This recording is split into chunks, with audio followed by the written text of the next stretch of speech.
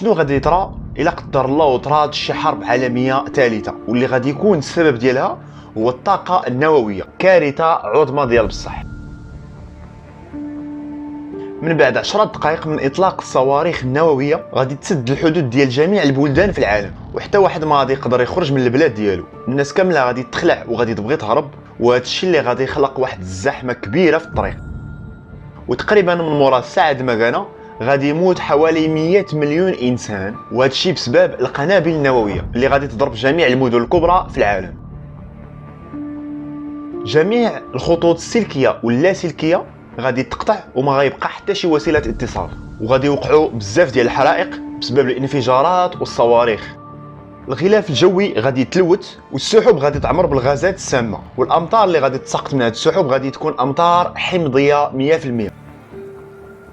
المجاعه غادي تكثر، وهذا الشيء بسبب الازمه الاقتصاديه اللي غادي تكون في العالم كامل، وما غاديش ترجع الاوضاع لبلاصتها الا من بعد مرور 50 سنه، بحيث ان طبقه الاوزون غادي تعاود تكون من جديد وترجع الامطار كيف ما كانت، ويرجع الجو كيف ما كان في الاول. وبهكذا تقدر البشريه ترجع انها تعيش من الاول فوق هذه الارض، والارض تولي تنتج كيف ما كانت في الاول.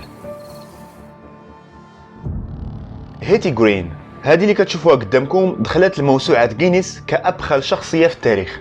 تزاد سنه 1835، كانت البنت الوحيده عند باها واللي ورثات منه 7.5 مليون دولار، وهذا المبلغ في ديك الوقت فراه كنساوي بزاف مقارنه بالوقت ديالنا الحالي. من بعد ما دازت واحد المده مشات هيتي جرين لنيويورك واستثمرات فلوسها في البورصه، والفلوس اللي كانوا عندها تضاعفات عشرات المرات، وبهذه الطريقه قدرات هيتي جرين تولي مليونيره. ومع ذلك بقات هذه السيده عايشه غير بالبقايا والشياطه ديال المحلات الاكل اللي كاينين في الشوارع الفقيره.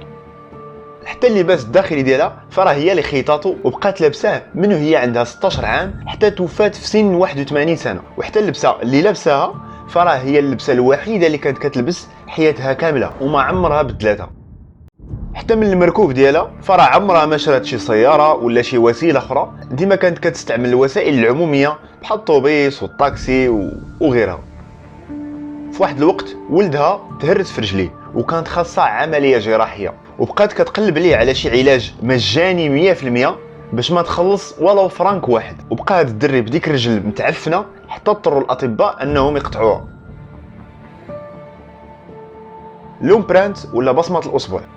شنو اللي كيخلي البصمه ديالك مختلفه على ديالي وعلى جميع الناس في العالم؟ لا اللي كاينين ولا اللي ماتوا ولا حتى اللي يلاه يتزادوا. البصمه ممكن انها تكون كتشابه الى حد ما بين التوأم ولا ما بين الابن ولا الابنه مع الام ديالها، ولكن راه مستحيل تكون متطابقه 100%. والسبب ديال هذا الشيء هو البيئه اللي كيعيشها الجنين في الكرش ديال الام ديالو. فراه كل واحد فينا كتختلف الظروف البيئيه اللي عاشها، بحال التغذيه وضغط الدم والهرمونات وحتى السائل اللي كيكون داير بالجنين. وهذا الشيء اللي كيخلي هذه الظروف مختلفه من واحد لواحد، حيت الجينات الوراثيه ديال كل واحد فينا مختلفه على الاخر، واستحاله البصمه ديالك تلقى عند شي واحد اخر من غيرك. فراه التوأم كيف ما قلنا ممكن تكون متشابهه الى حد ما، حيت الظروف البيئيه كتكون متقاربه بزاف، ولكن راه ما يمكنش ومستحيل انها تكون متطابقه. اندومي كلنا كنعرفوها، وحتى اللي ما عمرو كلاها فراه ديجا سمع بها. هاد السميه جات من اسم المخترع ديالها اللي هو اندو موموكو. هاد السيد دوز الويل الكحل في حياته، حتى حاجه ما صدقات ليه، حتى اخترع هاد العجب واللي ولا به اغنى اغنياء اليابان والعالم كامل. خدم في القوات العسكريه ديال اليابان ولكن فشل، حيت اليابان في ديك الوقت استسلمات للولايات المتحده. هو ما استسلمش، قدر انه يخدم في العقارات، ولكن من بعد واحد المده طراو ليه مشاكل وجراو عليه من الخدمه. مع ذلك بقى متفائل وكان جامع شويه ديال الفلوس وبيهم باش اسس واحد البنكه صغيره اللي كانت غاده مزيان في الاول، والبنك ولا كيحقق نجاحات واستثمارات ماليه كبيره، ولكن بسبب مشاكل وازمات مع الناس اللي كانوا عنده فراه فشل ليه البنك وخلص كاع داكشي اللي كان عنده في الكريديات اللي كانوا عليه، ودخل تحبس 2 ديال السنوات.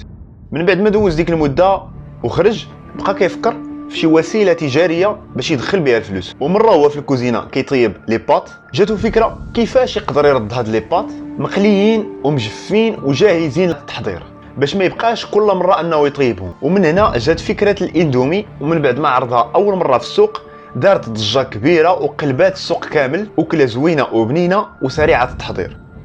وبالخبره التجاريه الكبيره اللي كانت عنده قدر انه يسوق لهذا المنتوج في العالم كامل. والنكهه الاولى باش داروا هي الدجاج واللي كتسمح به جميع الديانات. هاد اندومو موكو ولا اسطوره في اليابان ودار ليه تيمثال في بلادو. ما تنساوش الاشتراك وجيم الفيديو وشي كومونتير زوين. كان معكم اسامه علاوي، دمتم في رعايه الله.